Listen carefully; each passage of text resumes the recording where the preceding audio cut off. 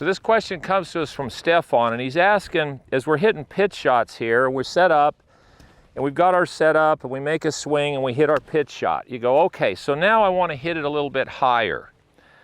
So he says, how do I hit it higher and not hit it fat? Well, the first thing with higher is you take a club with more loft, you open the face, and you do exactly the same thing. So I'm not really changing anything I did there. You know, I mean, I'm not changing my ball position. I'm saying my setup's the same, my arm swing's the same. So, and that ball's going fairly high. Now, if I want to hit it a lot higher, okay, now there's multiple things. I can move the ball further forward. I can open the face more.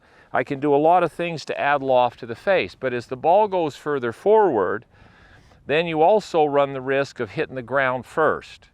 Now, these guys are so good with the club that as they move the ball forward, they're good with the bottom of their swing, but they're good with the bounce of the club. So even if the club hits a little behind the ball, like I did there, the club slides into the ball, or it slides underneath it. You know, that takes quite a bit of practice. For most people, your highest lofted wedge with the face slightly open and just hitting your normal shot is going to go high enough and spin enough for most of the shots you're trying to hit. Now, when you start trying to get into specialty shots where all of a sudden now you're saying, okay, you're seeing Mickelson and these guys get way away from it, put their hands really low. You know, they got this going on and they're working the club face under the ball and they're hitting those high spinners like that one.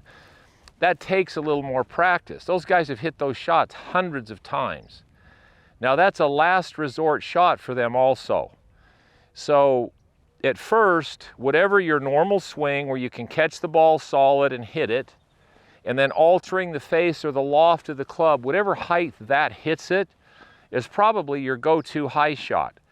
As the ball goes further forward, the face opens, and you start doing all these different things to add loft, to hit it higher. They're higher risk shots that take more practice.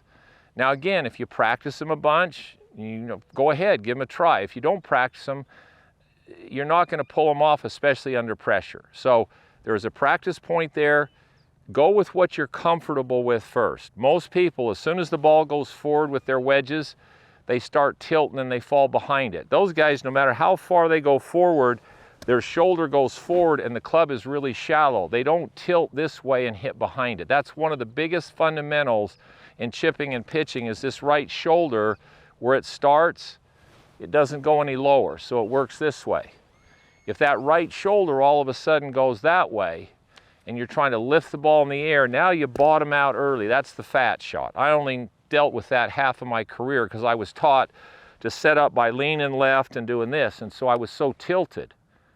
You know, once I figured out how to set up this way where I could bottom the club out correctly, everything became a lot easier. Once you set up there, it's about loft and the face open relative to height.